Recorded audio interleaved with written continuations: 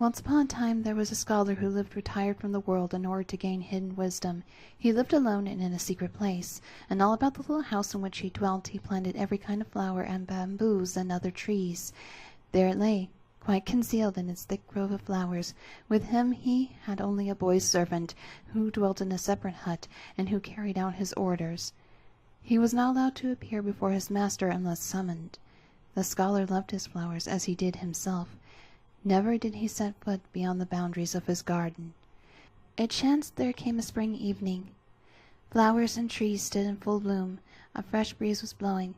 The moon shone clearly, and the scholar sat over his goblet and was grateful for the gift of life. Suddenly he saw a maiden in dark garments come tripping up in the moonlight. She made a deep curtsy, greeted him, and said, "I am your neighbor. We are a company of young maids who are on our way to visit the 18 aunts. We should like to visit in this court for a while, and therefore ask your permission to do so." The scholar saw this was coming out of the common, and gladly gave his consent. The maiden thanked him and went away. In a short time she brought back a whole crowd of maids, carrying flowers and willow branches. All greeted the scholar. They were charming, with delicate features, slender, graceful figures. When they moved their sleeves, a delightful fragrance was exhaled. There is no fragrance known to the human world which could be compared with it. The scholar invited them to sit down for a time in his room. Then he asked them, "Whom have I really the honor of entertaining? Have you come from the castle of the Lady in the Moon? Or the jade spring of the Queen Mother of the West?" "How could we claim such a high descent?" said a maiden in a green gown with a smile. "My name is Alex." Then she presented another clad in white and said, "This is Mistress Flora." Then one in rose, "And this is Breska." And finally one in a dark red gown, "And this is Punica. We are all sisters, and we want to visit the 18 Zephyr aunts today.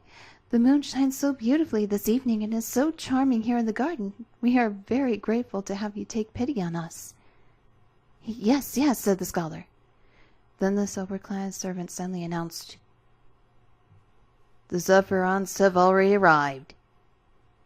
At once the girls rose and went to the door to meet them. "We were just about to visit you, aunts," they said, smiling. "This gentleman here had just invited us to sit for a moment. Well, a pleasant coincidence that you aunts have come here too. This is such a lovely night that we must drink a goblet of nectar in honor of you aunts." Thereon they ordered the servant to bring what was needed. "May one sit down here?" asked the aunts. "The master of the house is most kind," replied the aunts, "and the spot is quiet and hidden." And then they presented the aunts to the scholar. He spoke a few kindly words to the 18 aunts. They had a somewhat irresponsible and airy manner. Their words fairly gushed out, and in their neighborhood one felt a frosty chill. Meanwhile the servant had already brought in table and chairs. The 18 aunts sat at the upper end of the board. The maids followed, and the scholar sat down with them at the lowest place. Soon the entire table was covered with the most delicious foods and most magnificent fruits, and the goblets were filled with fragrant nectar. There were delights such as the world of men does not know. The moon shone brightly, and the flowers exhaled exotic odors. After they had partaken of food and drink, the maids rose, danced, and sung. Sweetly the sound of their singing echoed through the falling foam, and their dance was like of butterflies fluttering about the flowers.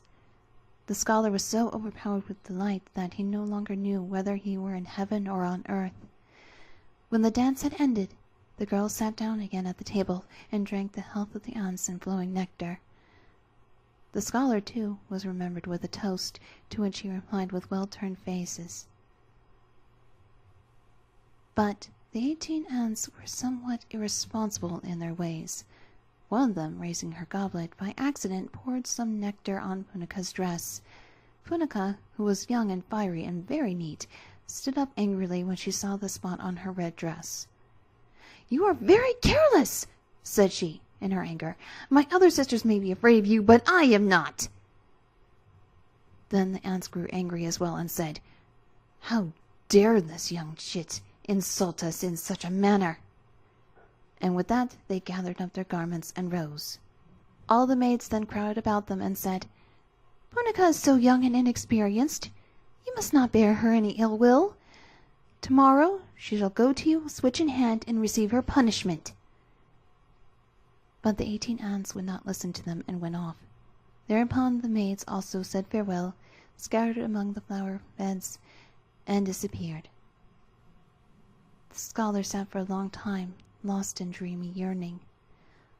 On the following evening the maids all came back again.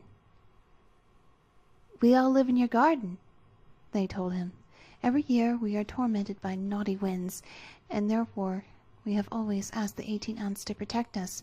But yesterday Punica insulted them, and now we fear they will help us no more. But we know that you have always been well disposed towards us, for which we are heartily grateful. And now we have a great favor to ask, that every New Year's Day you make a small scarlet flag, paint the sun, moon, and stars and 5 planets on it, and set up in the eastern part of the garden. Then we sisters will be left in peace, and will be protected from all evil. But since New Year's Day has passed for this year, we beg that you will set up the flag on the 21st of this month, for the east wind is coming, and the flag will protect us against him." The scholar readily promised to do as they wished, and the maids all said with a single voice, "We thank you for your great kindness, and will repay it." Then they departed, and a sweet fragrance filled the entire garden. The scholar, however, made a flag as described, and when in early morning of the day in question the east wind really did begin to blow, he quickly set it up in the garden. Then suddenly a wild storm broke out, one that caused the forest to bend and broke the trees. The flowers in the garden alone did not move. Then the scholar noticed that Salix was the willow, Rhinophora the plum, Resica the peach, and the saucy Punica the pomegranate, whose powerful blossoms the wind cannot tear. The 18 zephyr ants, however, were the spirits of the winds. In the evening the flower elves all came and brought the scholar radiant flowers as a gift of thanks. "You have saved us," they said, "and we have nothing else we can give you.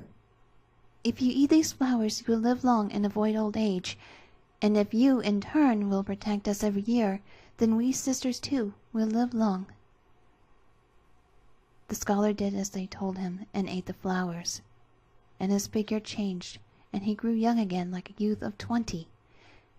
And in the course of time he attained the hidden wisdom, and was placed among the immortals.